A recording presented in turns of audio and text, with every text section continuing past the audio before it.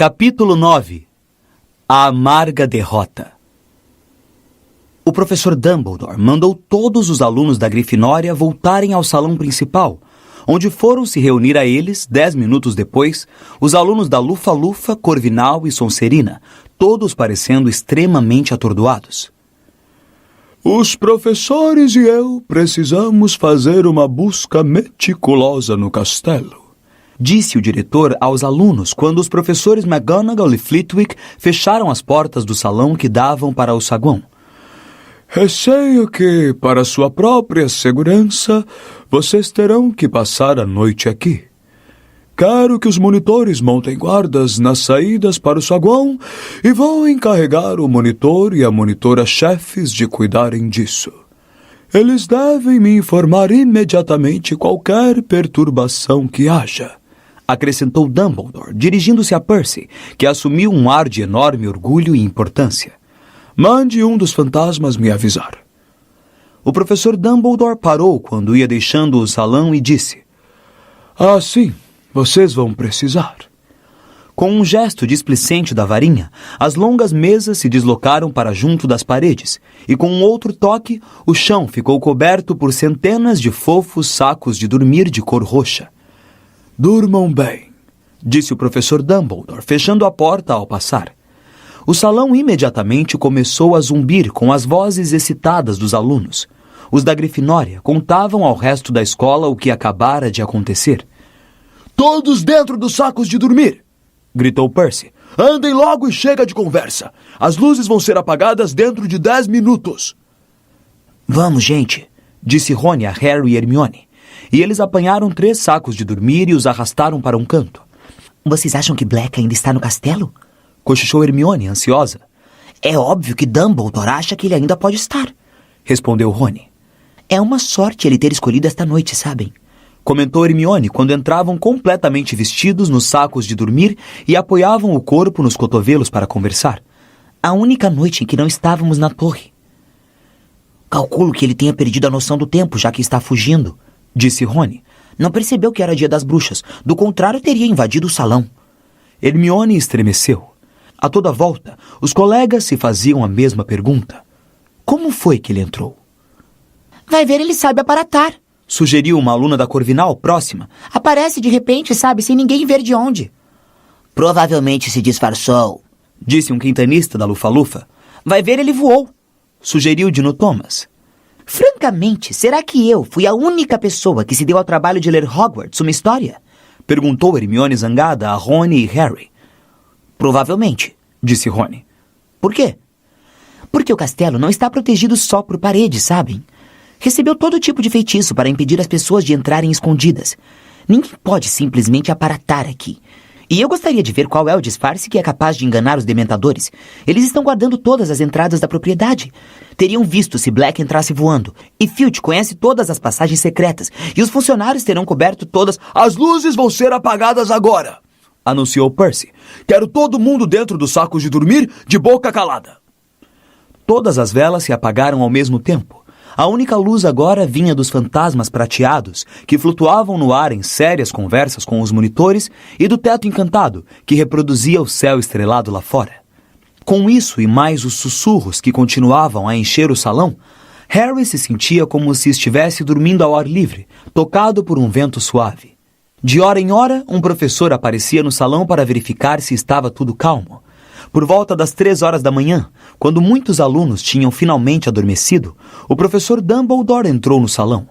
Harry observou-o procurar por Percy, que estivera fazendo a ronda entre os sacos de dormir, ralhando com as pessoas que continuavam a conversar. O monitor-chefe estava a uma pequena distância de Harry, Rony e Hermione, que depressa fingiram estar dormindo ao ouvirem os passos de Dumbledore se aproximarem. Algum sinal dele, professor? Perguntou Percy num cochicho. Não. Está tudo bem aqui? Tudo sob controle, diretor. Ótimo. Não tem sentido transferir os alunos agora. Arranjei um guardião temporário para o buraco do retrato na Grifinória.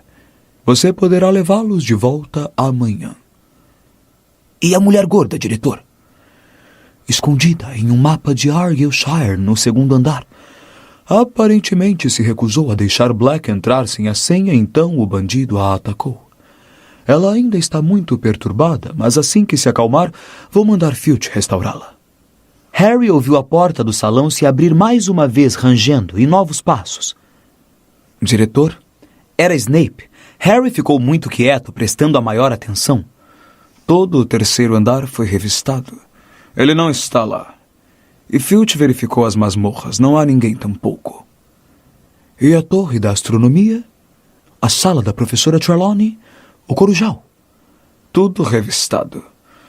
Muito bem, Severo. Eu não esperava realmente que Black se demorasse. O senhor tem alguma teoria sobre o modo com que ele entrou, professor?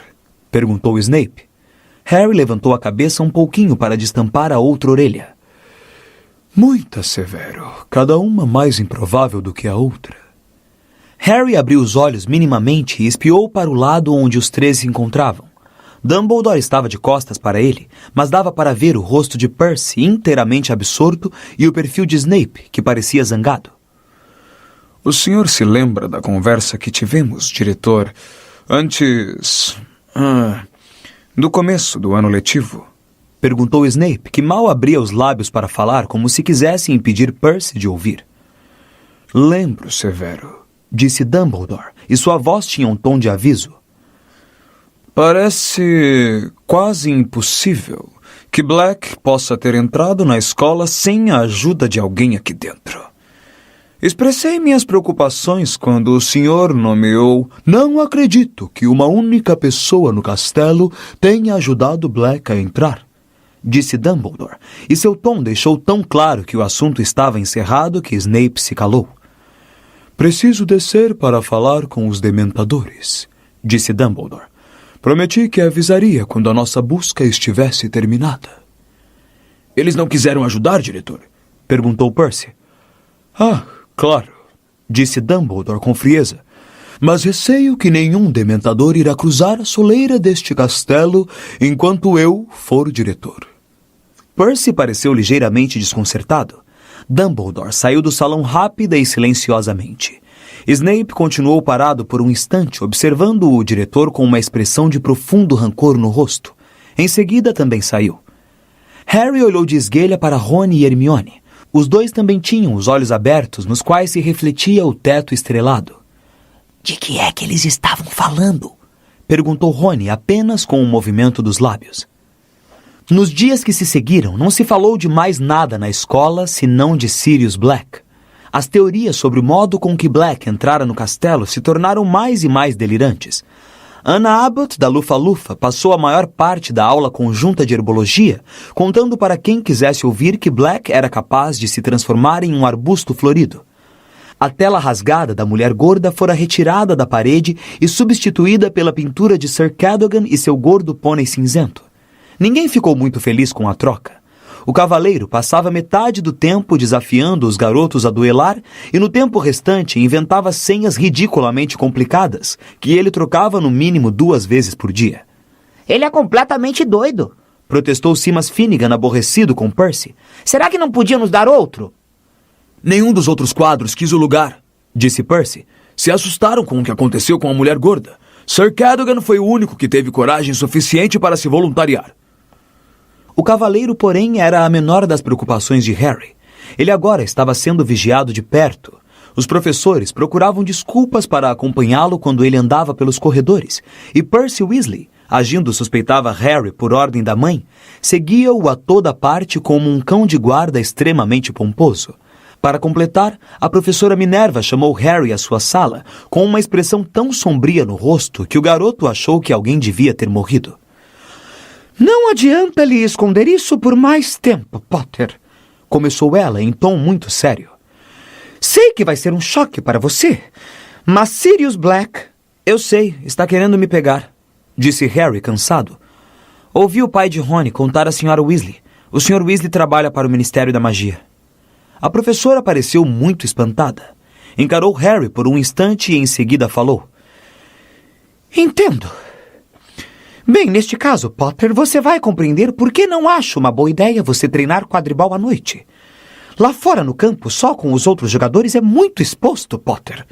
O nosso primeiro jogo é agora no sábado, exclamou Harry, indignado. Preciso treinar, professora. Minerva mirou-o com muita atenção. Harry conhecia o grande interesse da professora pelas perspectivas da equipe da Grifinória. Afinal, fora ela que o recomendara como apanhador para início de conversa. Por isso, aguardou, prendendo a respiração.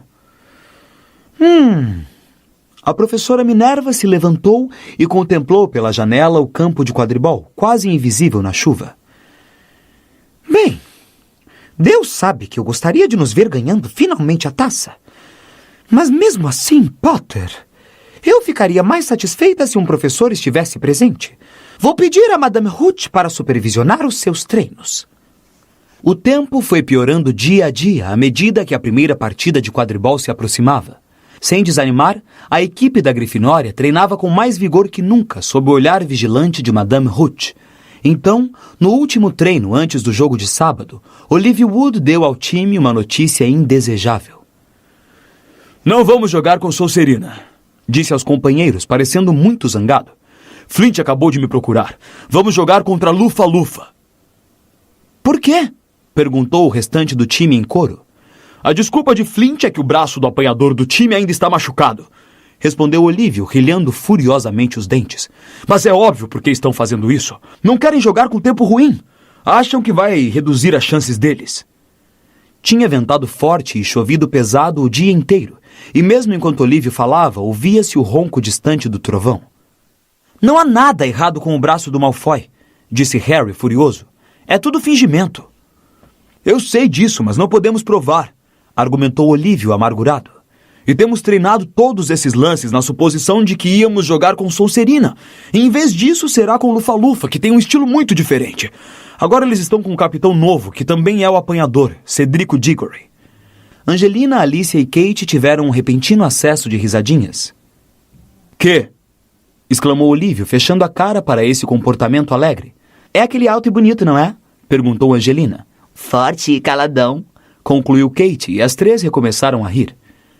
Ele só é caladão porque é burro demais para juntar duas palavras, comentou Fred, impaciente. Não sei por que você está preocupado, Olívio. Lufa-Lufa é brincadeira de criança. Da última vez que jogamos com eles, Harry capturou o pomo em 5 minutos, não se lembram?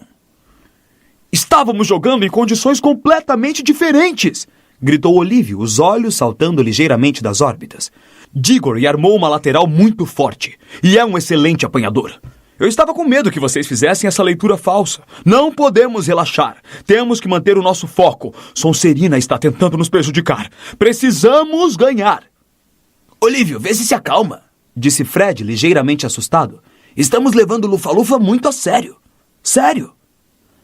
Um dia antes da partida, o vento começou a uivar e a chuva a cair com mais força que nunca. Estava tão escuro nos corredores e salas de aula que foi preciso acender mais archotes e lanternas.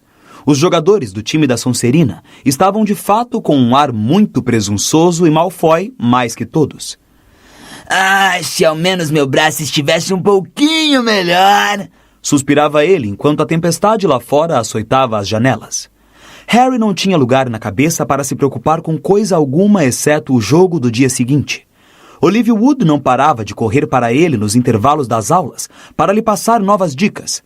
A terceira vez que isto aconteceu, Olívio falou tanto tempo que Harry de repente percebeu que se atrasara 10 minutos para a aula de defesa contra as artes das trevas e saiu correndo com Olívio gritando atrás dele. Diggory muda de direção muito rápido, Harry. Quem sabe você tenta cercá-lo. Harry parou derrapando diante da classe de defesa contra as artes das trevas, abriu a porta e entrou correndo. Me desculpe o atraso, professor Lupin, eu... Mas não foi Lupin quem levantou a cabeça para olhá-lo da escrivaninha do professor. Foi Snape. A aula começou há 10 minutos, Potter. Por isso acho que vou tirar 10 pontos da Grifinória. Sente-se. Mas Harry não se mexeu. Onde está o professor Lupin? Perguntou. Ele disse que hoje está se sentindo mal demais para dar aula. Respondeu Snape com um sorriso enviesado. Acho que o mandei sentar-se. Mas Harry continuou onde estava. Que é que ele está sentindo? Os olhos negros de Snape reluziram. Nada que ameace a vida dele, disse com cara de quem gostaria que assim fosse. 5 pontos a menos para a Grifinória, e se eu tiver que pedir para você se sentar novamente, serão 50. Harry dirigiu-se lentamente ao seu lugar e se sentou. Snape olhou para a turma. Como eu ia dizendo antes de ser interrompido por Potter, o professor Lupin não registrou os tópicos que já abordou até hoje. Professor, por favor, já estudamos os bichos-papões, os barretes vermelhos, os capas e os Grindylows, informou Hermione depressa. E íamos começar... Fique calada, disse Snape friamente. Não lhe pedi informação, estava apenas comentando a falta de organização do professor Lupin. Ele é o melhor professor de defesa contra as artes das trevas que já tivemos, falou Dino Thomas corajosamente, e ouviu-se um murmúrio de aprovação do resto da turma. Snape pareceu mais ameaçador que nunca. Vocês se satisfazem com muito pouco. Lupin não está puxando nada por vocês. Eu esperaria que alunos de primeiro ano já pudessem cuidar de barretes vermelhos e Grindylows. Hoje, vamos discutir... Harry observou-o folhear o livro-texto até o último capítulo, que ele certamente sabia que a turma não poderia ter estudado. Lobisomens, disse Snape. Mas, professor, protestou Hermione, aparentemente incapaz de se conter. Não podemos estudar lobisomens ainda. Vamos começar os Hinky-Punks. Senhorita Granger, disse Snape com uma voz letalmente calma. Eu tinha a impressão de que era eu que estava dando a aula e não a senhorita. E estou mandando todos abrirem a página 394 do livro. Ele correu os olhos pela turma outra vez. Todos, agora. Com muitos olhares rancorosos de esguelha e gente resmungando, a turma abriu os livros. Qual de vocês sabe me dizer como é que se distingue um lobisomem de um lobo verdadeiro? Perguntou Snape. Todos ficaram calados e imóveis, todos exceto Hermione, cuja mão, como acontecia tantas vezes, se erguera imediatamente no ar. Alguém sabe? Insistiu Snape, fingindo não ver a mão da garota. Seu sorriso enviesado reaparecera. Vocês estão me dizendo que o professor Lupin sequer ensinou a vocês a diferença básica entre... Nós já lhe informamos, interrompeu o Parvati de repente. Ainda não chegamos aos lobisomens, ainda estamos... Silêncio! Mandou Snape com rispidez. Ora. Nunca pensei que um dia encontraria uma turma de terceiro ano que não soubesse reconhecer um lobisomem quando o visse. Vou fazer questão de informar ao professor Dumbledore como estão atrasados. Professor, por favor, tornou a pedir Hermione, cuja mão continuava erguida.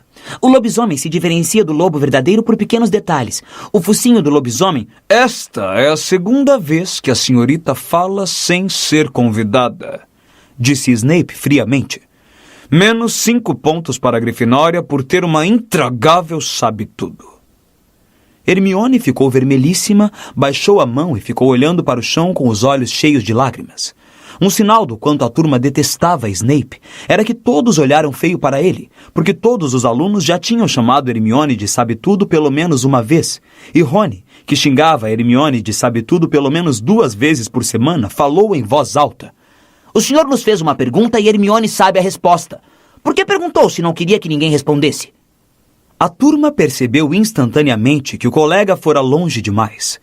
Snape caminhou até Rony lentamente e a sala prendeu a respiração. Detenção, Weasley, disse Snape suavemente, o rosto muito próximo ao do garoto.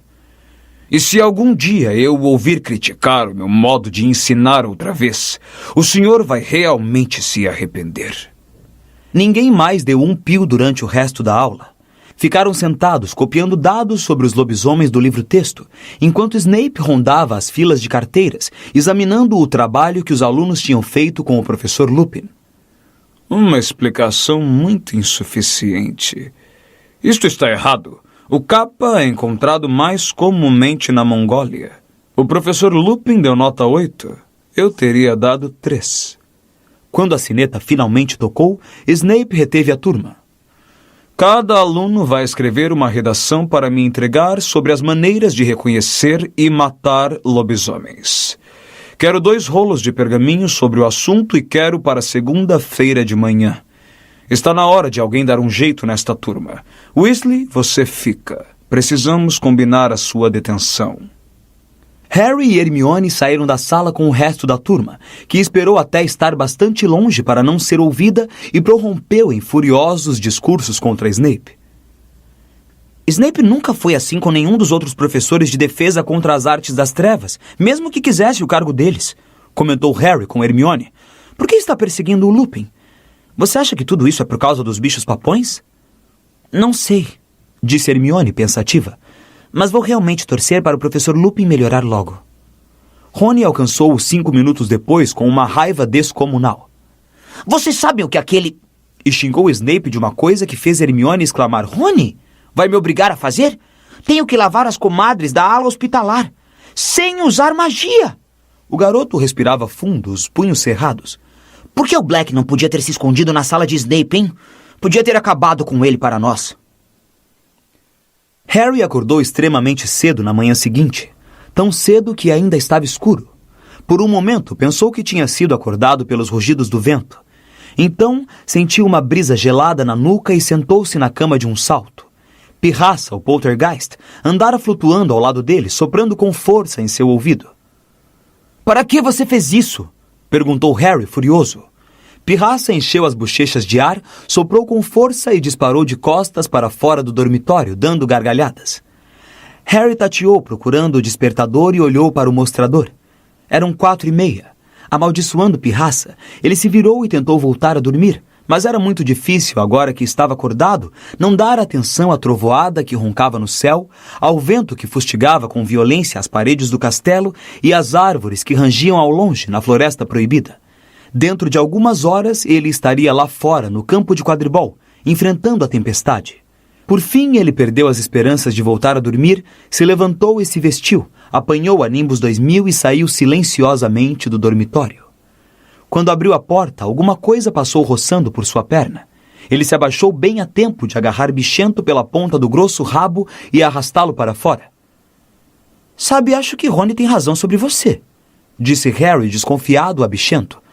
Há uma quantidade de ratos no castelo, vá caçá-los. Anda, acrescentou o garoto, empurrando Bichento com o pé para fazê-lo descer a escada. Deixa o Perebas em paz. O ruído da tempestade era ainda mais alto na sala comunal. Harry sabia que não adiantava imaginar que a partida seria cancelada. As disputas de quadribol não eram desmarcadas por ninharias como trovoadas. Ainda assim, ele estava começando a se sentir apreensivo. Olívio lhe apontara Cedrico Diggory no corredor. O garoto era aluno do 5º ano e muito maior do que Harry. Os apanhadores geralmente eram leves e velozes, mas o peso de Diggory seria uma vantagem com um tempo desses, porque seria menor a probabilidade do apanhador ser tirado de curso.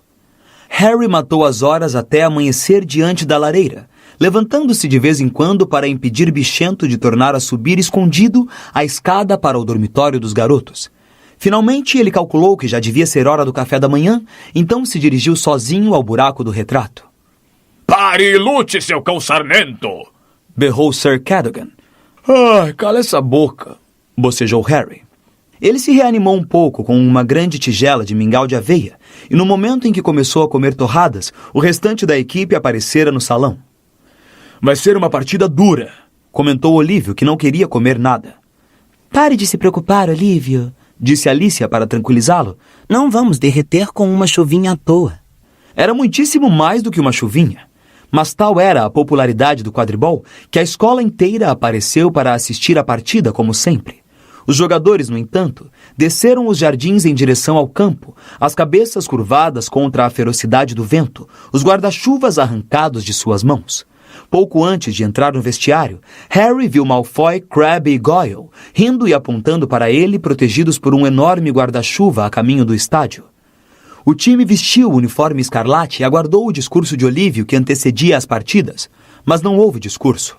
O capitão tentou falar várias vezes, fez um ruído esquisito de quem engole, depois sacudiu a cabeça desalentado e fez sinal para os companheiros o seguirem.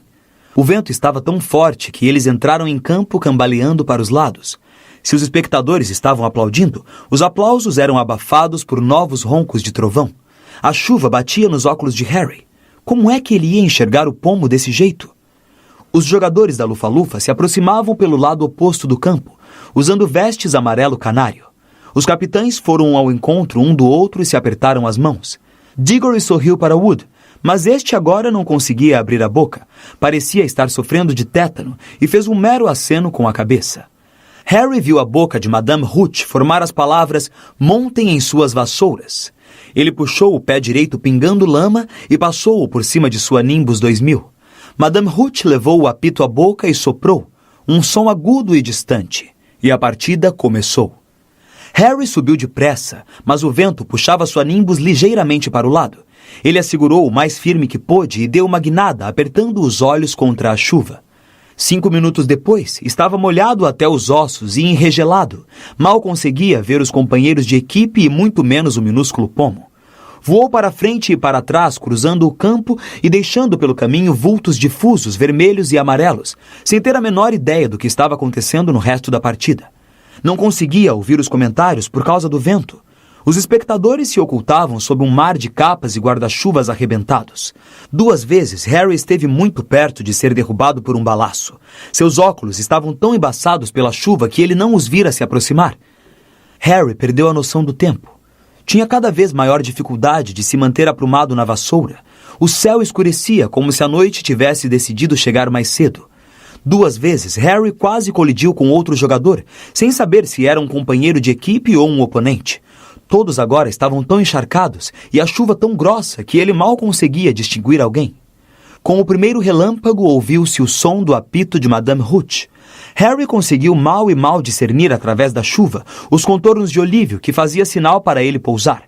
O time inteiro enfiou os pés na lama. Eu pedi tempo! Berrou Olívio para o seu time. Venham até aqui embaixo! Os jogadores se agruparam na borda do campo, debaixo de um grande guarda-chuva. Harry tirou os óculos e enxugou-os apressado nas vestes. Qual é o placar? Estamos 50 pontos na frente, informou Olívio. Mas a não ser que capturemos logo o pomo, vamos jogar noite adentro. Não tem a menor chance com isso aqui, disse Harry exasperado, agitando os óculos. Naquele exato instante, Hermione apareceu do lado dele. Segurava a capa por cima da cabeça e, inexplicavelmente, tinha um largo sorriso no rosto. Tenho uma ideia, Harry! Me dá seus óculos, depressa! O garoto entregou os óculos, e enquanto o time observava espantado, Hermione deu uma pancadinha neles com a varinha e disse: Impérvios! Pronto! Disse, devolvendo os óculos a Harry. Isto vai repelir a água. Wood fez cara de quem seria capaz de beijá-la. Genial! Gritou rouco para a garota, que desapareceu no meio dos espectadores. Muito bem, time! Agora vamos arrebentar! O feitiço de Hermione resolvera o problema. Harry ainda estava insensível de tanto frio, ainda mais molhado do que jamais estivera na vida, mas conseguia ver. Cheio de renovada determinação, ele impeliu a vassoura pelo ar turbulento, espiando para todos os lados à procura do pomo, evitando um balaço, mergulhando por baixo de Diggory, que voava na direção oposta. Ouviu-se novamente o trovão, acompanhando um raio bifurcado. A partida estava ficando mais perigosa a cada minuto. Harry precisava chegar ao pomo depressa. Ele se virou, tensionando rumar para o centro do campo, mas naquele momento outro relâmpago iluminou as arquibancadas e Harry viu algo que o distraiu completamente. A silhueta de um enorme cão negro e peludo, claramente recortada contra o céu, imóvel na última fila de cadeiras vazias. As mãos dormentes de Harry escorregaram do cabo da vassoura e sua Nimbus afundou alguns palmos. Sacudindo a franja encharcada para longe da testa, ele tornou a apertar os olhos para ver as arquibancadas. O cão desaparecera. Harry! Ele ouviu a voz angustiada de Wood vinda das balizas da Grifinória. Harry, atrás de você! Harry olhou a toda volta desesperado. Cedrico Diggory subia em grande velocidade e havia entre os dois um grãozinho dourado brilhando no ar varrido de chuva. Com um tremor de pânico, Harry se achatou contra o cabo da vassoura e disparou em direção ao pomo. Anda! Rosnou ele para a Nimbus, a chuva fustigando seu rosto. Mais depressa! Mas alguma coisa estranha estava acontecendo. Um silêncio inexplicável foi caindo sobre o estádio. O vento, embora continuasse forte, se esqueceu momentaneamente de rugir. Era como se alguém tivesse desligado o som, como se Harry, de repente, tivesse ficado surdo. O que é que estava acontecendo? Então uma onda de frio terrivelmente familiar o assaltou, penetrou seu corpo, no mesmo instante em que ele tomava consciência de algo que andava lá embaixo no campo. Antes que tivesse tempo para pensar, Harry desviou os olhos do pomo e olhou para baixo. No mínimo 100 dementadores apontavam os rostos encapuzados para ele. Era como se houvesse água gelada subindo até o seu peito, cortando os lados do seu corpo. E então, ele ouviu outra vez. Alguém gritava. Gritava dentro de sua cabeça. Uma mulher. O Harry não! O Harry não, por favor, o Harry não! Afaste-se, sua tola! Afaste-se agora! O Harry não, por favor, não! Me leve, me mate no lugar dele! Uma névoa anestesiante rodopiava, enchendo o cérebro de Harry. O que é que ele estava fazendo? Por que é que estava voando? Precisava ajudá-la. Ela ia morrer, ia ser assassinada. Ele foi caindo sem parar pela névoa gelada. Harry, não! Por favor, tenha piedade, tenha piedade! Uma voz aguda gargalhava. A mulher gritava e Harry perdeu a consciência. Que sorte que o show estava tão mole. Achei que ele estava mortinho, mas ele nem quebrou os óculos. Harry ouvia as vozes murmurarem, mas não faziam sentido algum. Não tinha a menor ideia de onde estava ou como chegar ali, ou o que andara fazendo antes de chegar. Só sabia que cada centímetro do seu corpo estava doendo como se ele tivesse levado uma surra. Foi a coisa mais apavorante que já vi na vida. Mais apavorante? A coisa mais apavorante. Vultos negros encapuzados, frio, gritos. Harry abriu os olhos de repente. Estava deitado na ala hospitalar. O time de quadribol da Grifinória, sujo de lama da cabeça aos pés, rodeava sua cama. Rony e Hermione também estavam ali, parecendo que tinham acabado de sair de uma piscina. Harry! Exclamou Fred, cujo rosto estava extremamente pálido sob a lama. Como é que você está se sentindo? Era como se a memória de Harry estivesse avançando em alta velocidade. O relâmpago, o sinistro, o pomo, os dementadores. O que aconteceu? Perguntou, sentando-se na cama tão de repente que todos reprimiram um grito de surpresa. Você caiu da vassoura, contou Fred. Deve ter caído de uns 15 metros. Pensamos que você tivesse morrido, disse Alicia trêmula. Hermione fez um barulhinho esganiçado. Tinha os olhos muito vermelhos. Mas o jogo? Perguntou Harry. O que aconteceu? Vamos jogar outra vez? Ninguém disse nada. A terrível verdade penetrou em Harry como uma pedrada. Nós não perdemos. Diggory apanhou o pomo, informou George. Logo depois de você cair. Ele não percebeu o que tinha acontecido. Quando olhou para trás e viu você no chão, tentou paralisar o jogo. Queria um novo jogo, mas tiveram uma vitória justa. Até Olívio admite isso. Onde está Olívio? Perguntou Harry, percebendo subitamente a ausência do capitão do time. Ainda está no banho, respondeu Fred. Achamos que ele está tentando se afogar. Harry abaixou a cabeça até os joelhos, agarrando os cabelos com as mãos. Fred segurou-o pelos ombros e o sacudiu com força. Anda, Harry, você nunca perdeu o pomo antes. Tinha que haver uma primeira vez, disse George. Mas a coisa não terminou aqui, disse Fred. Perdemos por uma diferença de 100 pontos, certo? Então, se a Lufa-Lufa perder para Corvinal e vencermos Corvinal e Sonserina, Lufa-Lufa terá que perder no mínimo por 200 pontos, disse George. Mas se eles vencerem Corvinal, nem pensar, Corvinal é bom demais. Mas se Sonserina perder para Lufa-Lufa, tudo depende do número de pontos, uma margem de 100 pontos a mais ou a menos. Harry ficou deitado ali sem dizer uma palavra. Tinham perdido. Pela primeira vez na vida, ele perdera uma partida de quadribol. Passados mais ou menos uns 10 minutos, Madame Pomfrey veio dizer aos garotos que deixassem Harry em paz. A gente volta para ver você mais tarde, disse Fred. Não fique se martirizando, Harry. Você ainda é o melhor apanhador que já tivemos. O time saiu, largando lama pelo caminho. Madame Pomfrey fechou a porta depois que eles passaram, uma expressão de censura no rosto. Rony e Hermione se aproximaram mais da cama de Harry. Dumbledore ficou realmente furioso, contou Hermione com a voz trêmula. Nunca vi o diretor assim. Ele correu para o campo quando você começou a cair, agitou a varinha e você meio que desacelerou antes de bater no chão. Depois virou a varinha para os dementadores. Disparou uma coisa prateada contra eles. Os caras abandonaram o estádio na mesma hora. Ele ficou furioso que os dementadores tivessem entrado nos terrenos da escola. Ouvimos ele. Aí ele usou a magia para botar você numa padiola, disse Rony, e saiu a pé até a escola com você flutuando do lado na padiola. Todo mundo pensou que você estava... A voz dele foi morrendo, mas Harry nem notou.